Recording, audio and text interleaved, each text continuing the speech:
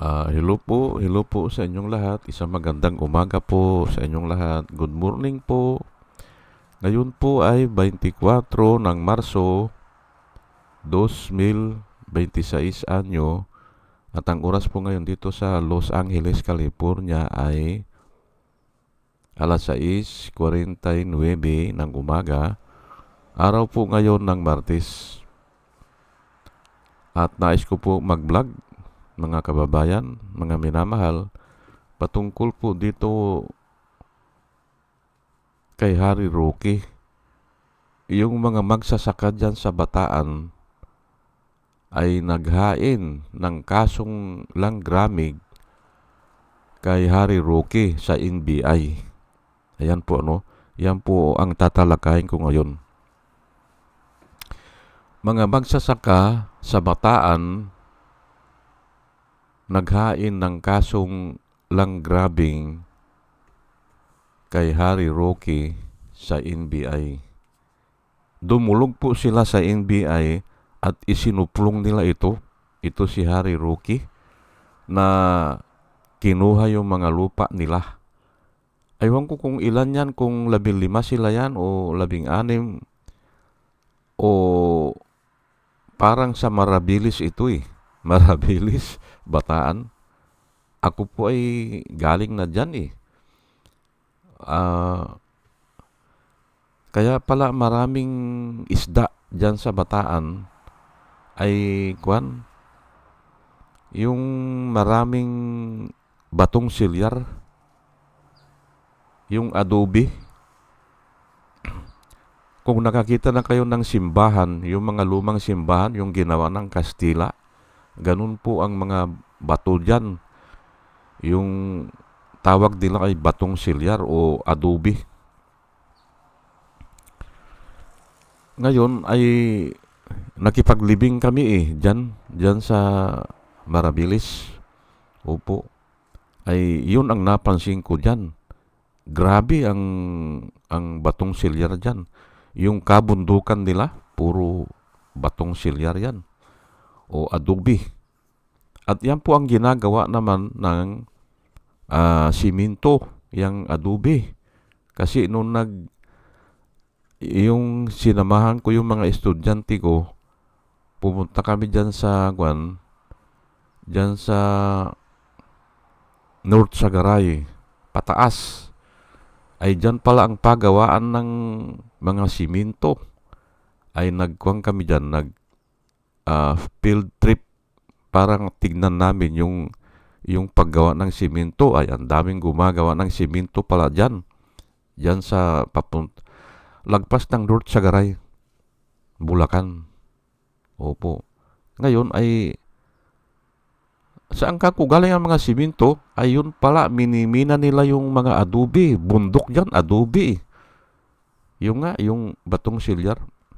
At dinudurog nila yan, nilalagyan ng nila ng kaunting chemical, simento na. Ayun. Ganun po. O ay maganda ang dyan sa Bataan. Maganda ang lupa, maganda ang yung bahayan ng isda yan At kaya nga siguro dyan din itinayo yung nuclear power plant, yung Bataan Nuclear Power Plant, na pinuntahan din namin yan nung mga estudyante ko. Nag-field trip din kami dyan. Kahit sarado ay pinuntahan din namin. Ewan ko anong year yun. 2000 na. 2000 na yun. Oo. Kasi nag-umpisa ako nagturo 1998 Mga 201 siguro, 2001. Nag-field trip kami dyan sa Bataan Nuclear Power Plant at saka doon sa North Sagaray. Ngayon ay ito si Harry Roque ay po ito nung kapanahunan ni Duterte ay alam natin na spokesman ata siya yan o hindi ko alam kung naging siya, naging sekretaryo ng executive secretary, hindi ko alam. Pero spokesman siya eh. Malacanang ata o legal counsel siya, hindi ko alam ano. Pero malaking papel po ang ginanapan niya. Opo. At nagtataka ako dyan, bago mag-eleksyon yan, sinasabi niya, huwag iboto si Duterte kasi mamamatay tao. O kasi nga ay human rights lawyer po yan eh. Pero nung kinuha siya, ay siguro inopera ng malaking pabor o malaking sweldo o malaking kapritsyo, hindi ba? O inoperan siguro, ayan po ang problema sa tao eh. Hindi na-maintain yung righteousness o yung paglaban sa katiwalian. Kasi nga ito, human rights advocate po ito eh.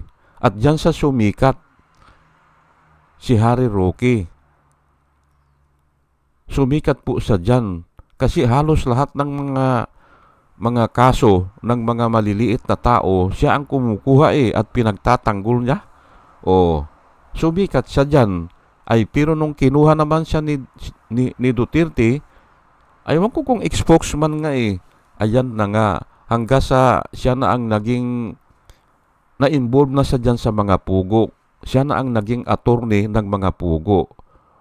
At malaki po siguro ang kita niya dyan. At ito nga umabot dito sa, ay simpre na-involve na siya sa mga pugo eh. Mga pasugalan po yan eh. Nakita niya siguro na pwede magtayo dito.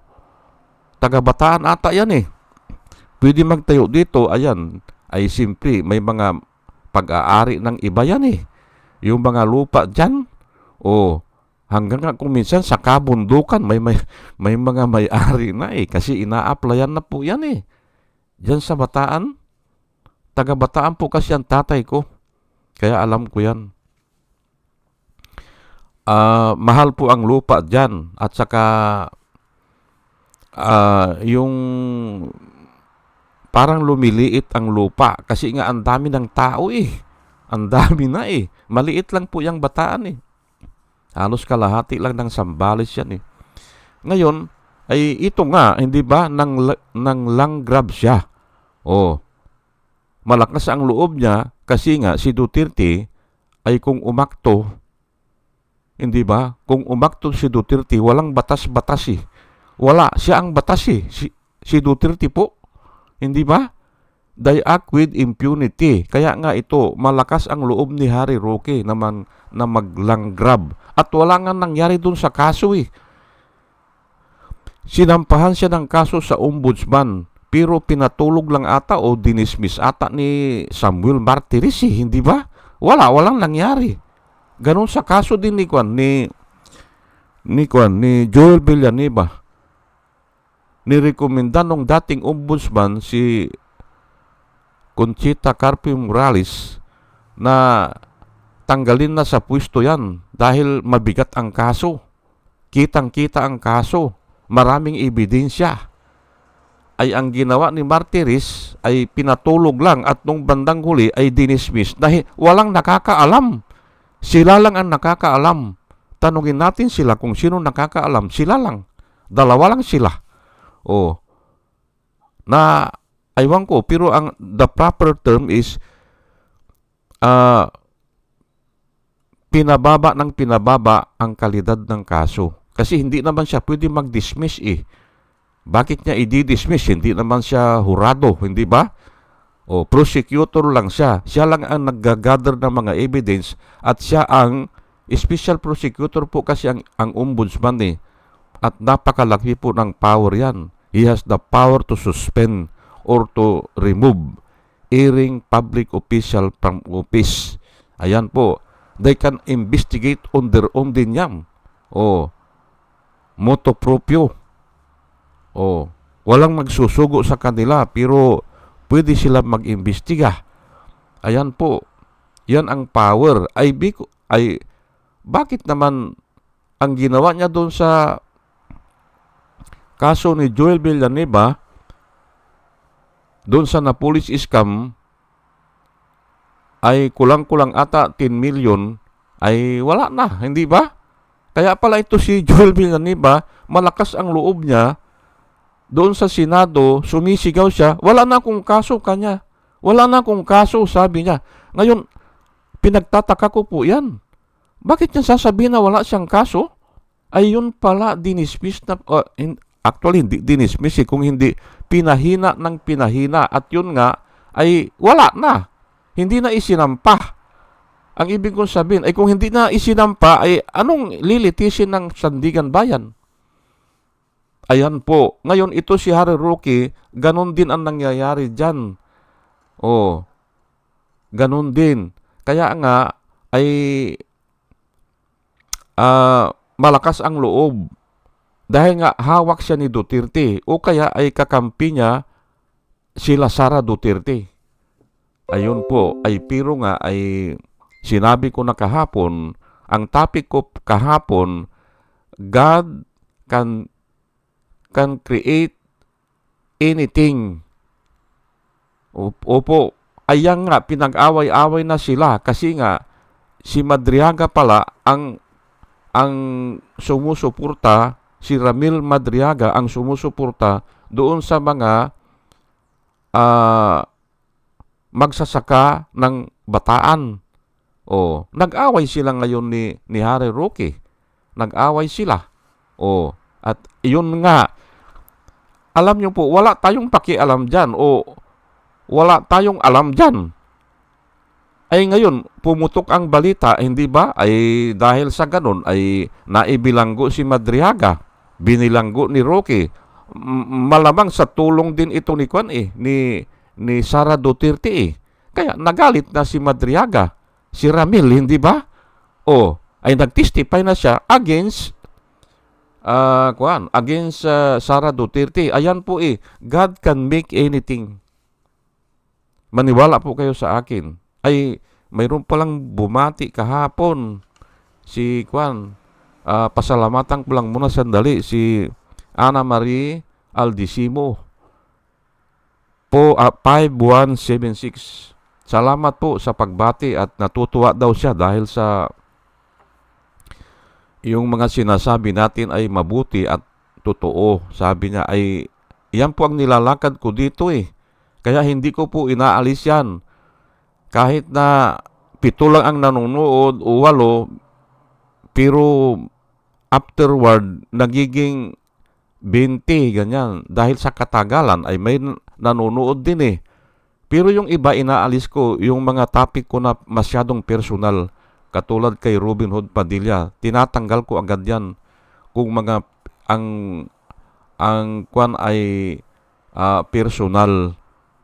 Pero kahit na personal ang topic, mayroon din akong Bible verse doon.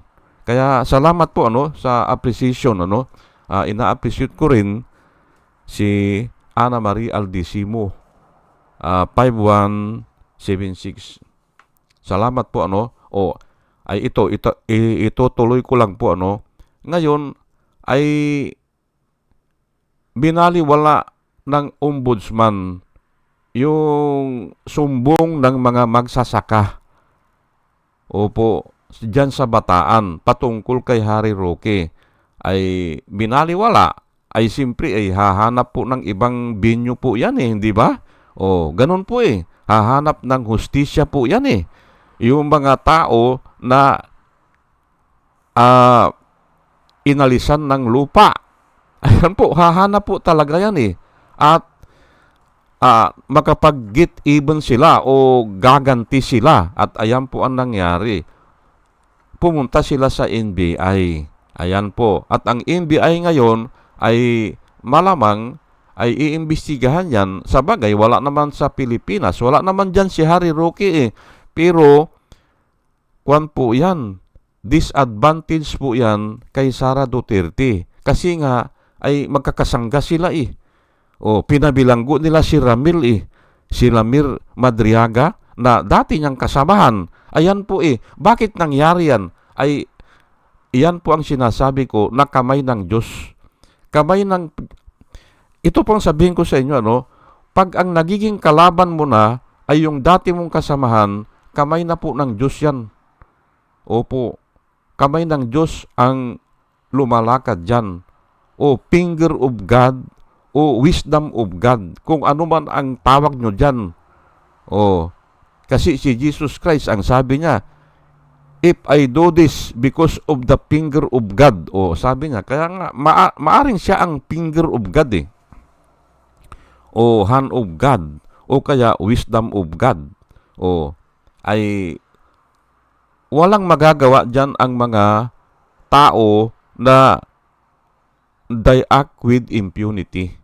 Opo. Kasi mas makapangyarihan po ang Diyos eh. Opo. Hindi ba? O ngayon, ay mas lalong disadvantageous yan kay Harry Roque. Kasi nga, kung may kaso siyang ganyan, lalo na yan ay isinampas sa NBI po. Bihira po ang tinatrabaho ng NBI. Bihira yan. Mga special yan o kaya ay mabibigat yan. O malalaking tao ang kalaban. Kaya ganyan. At ako ay gusto ko rin yan. Yan nga ang prayers ko eh. Na dapat ito sila Harry Roque, yung mga nagpabilanggo kay Dilima na balikan sila ng Panginoon para usigin sila. Yan po ang isang prayer ko. O, kanina nga sinagutan ko yung YouTube eh. Yung si Duterte raw ay nananalangin sila na makalaya.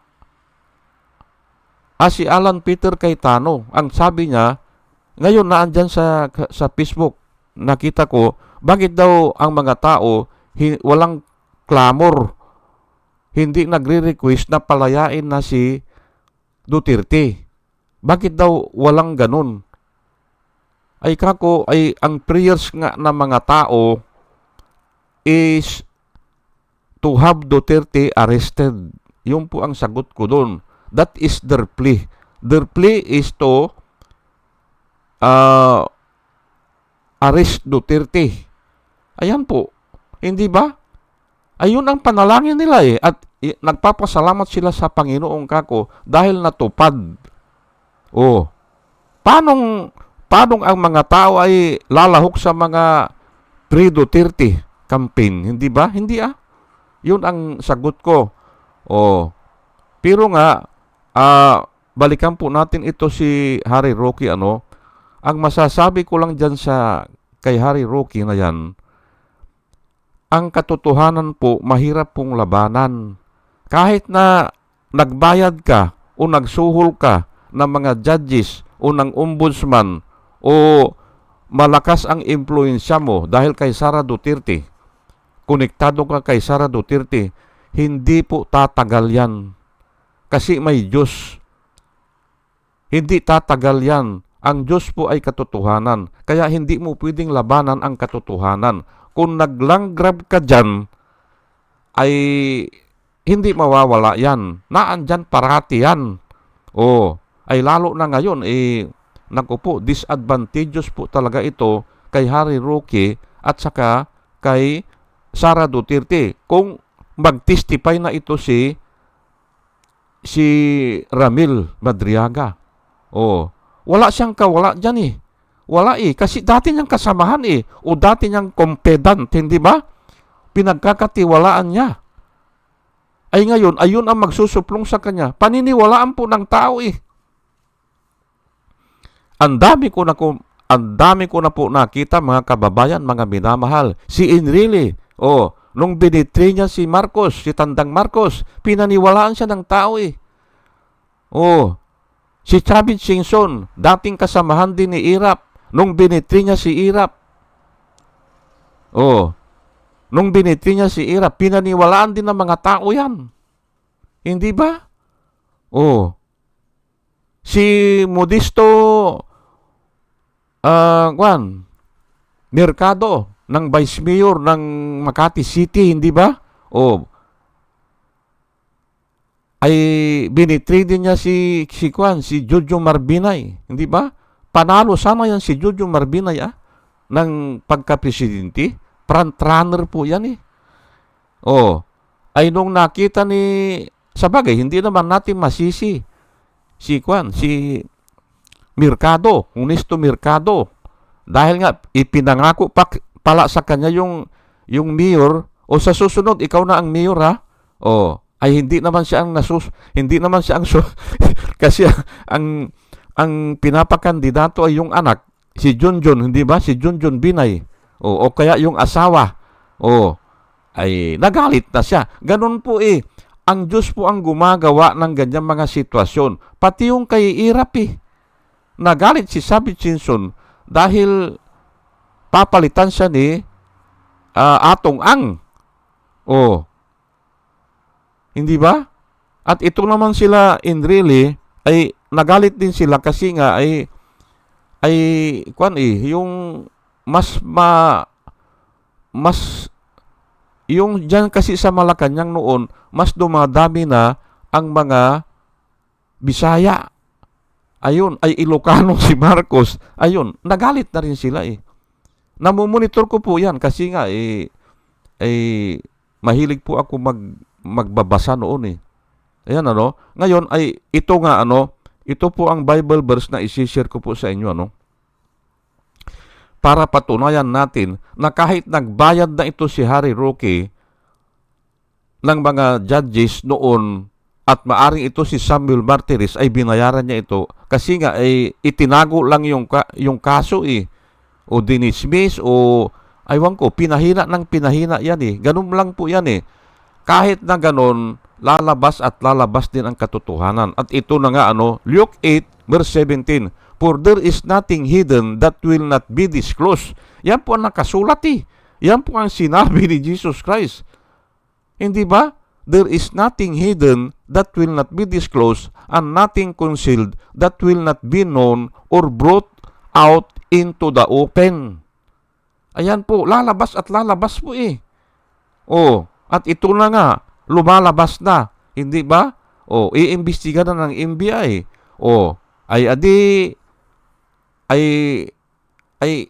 Yung mga theory natin tama Malakas ang loob ni Harry Roque, hindi ba? Dahil nga konektado siya At ayan nga, akala niya forever ay hindi po Ang Diyos po ang pinakamakapangyarihan sa lahat. Opo. Ngayon ay ito, inulit po yan sa Matthew 10:26. So, do not be afraid of them. Ang sabi po si Jesus Christ din po ang nagsasalita nito So, do not be afraid of them, for there is nothing concealed that will not be disclosed, and nothing hidden that will not be made known. Malalaman Malalaman ng mga tao hindi ba? Ayan po At saka sa Ecclesiastes 12:14, for God will bring every deed o every works into judgment, along with every hidden things, whether good or evil. Ayan po. Ang Diyos po ang hahatol dyan Pero nakikita natin bakit ganun malakas ang loob ni Harry Roque o bakit nagbago siya, hindi ba? From human rights lawyer, sikat siya hindi ba? Hinahangaan siya professor pa nga yan At aywan ko kung lisensyado siya dyan sa ICC. Pwede siyang magtanggol dyan. Pwede siyang advocate dyan. Pero nga, kung ganito na sinisira niya, hindi ba? Hindi siya papayagan kung fugitive siya, hindi ba? Kung nagtatago siya. At bakit naman siya papayagan kung ang sarili niya hindi niya maipagtanggol, hindi ba? Ayan po do not be afraid, sabi ni Jesus Christ, do not be afraid of them, for there is nothing concealed that will not be disclosed, and nothing hidden that will not be made known. Ayan po, ini-expose na ngayon, ito mga katiwalian nila. Ayan po, sige po, at hanggang dito na lang po, at muli ay salamat po doon sa suporta ni Ana Marie Aldisimo, 5176 nagsulat siya doon At dalahin ko rin po sa Panginoon sa ating pakikinig ay magkaroon tayo ng wisdom na nanggagaling sa Kanya At muli mga kababayan, mga minamahal, isang magandang umaga po sa inyong lahat at salamat po sa inyong pakikinig. Salamat po ng marami. Salamat po.